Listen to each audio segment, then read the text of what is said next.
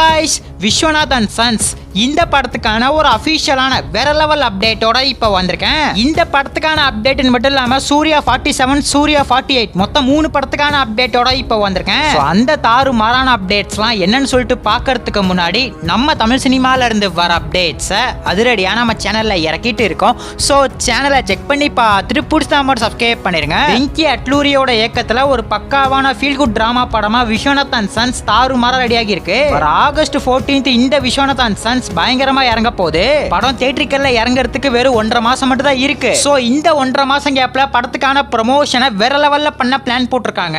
ஏற்கனவே first single மூலமா ப்ரமோஷனை சூப்பரா ஆரம்பிச்சிட்டாங்க. இப்போ இந்த படத்துல இருந்து அடுத்த அப்டேட் சூப்பரா இறக்கிட்டாங்க. இந்த மூவில நம்ம சூர்யா ஒரு பாட்டு பாடியிருக்காரு, ஒரு டான்ஸ் நம்பர் சாங்க்கு பாட்டு பாடியிருக்காரு. லாஸ்டா ரெட்ரோ படத்துல ஒரு சாங்க பாடியிருந்தாரு. லேட்டஸ்டா வந்த கருப்பு படத்துல மட்டும் பாடவே இல்ல. ஜிவி பிரகாஷோட மியூசிக்ல ஒரு பயங்கரமான சாங்கா இது இருக்கும்னு நினைக்கிறேன். லிரிக்ஸ் யாருன்னு கேட்டா ரொம்ப ஆச்சரியப்படுவீங்க.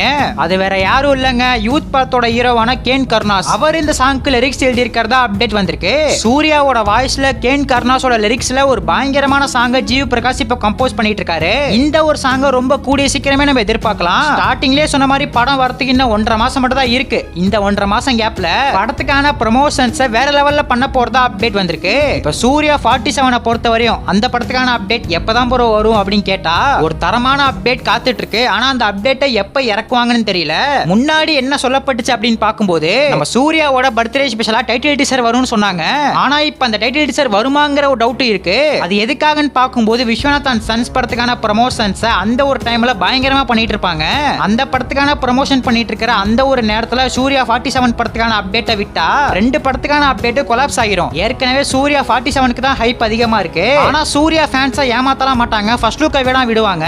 மூவி டீம் என்ன பண்ண போறாங்கன்னு காத்திருந்து தான் பார்க்கணும். மூவிக்கான மியூசிக் டைரக்டர் சுஷின் ஷியாம் என்ன சொல்லியிருக்காரு அப்படின்னு பார்க்கும்போது இது சூர்யாவோட ஆவேசமா இருக்குன்னு சொல்லியிருக்காரு.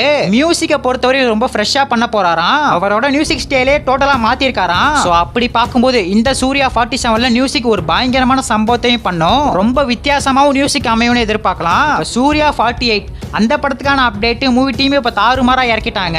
நம்ம சூர்யா இப்ப ஜெட் ஸ்பீட்ல போயிட்டு இருக்காரு. வருஷத்துக்கு கண்டிப்பா 2 படம் கொடுத்தாவணுங்கிற ஒரு மைண்ட் செட்ல இருக்காரு போல.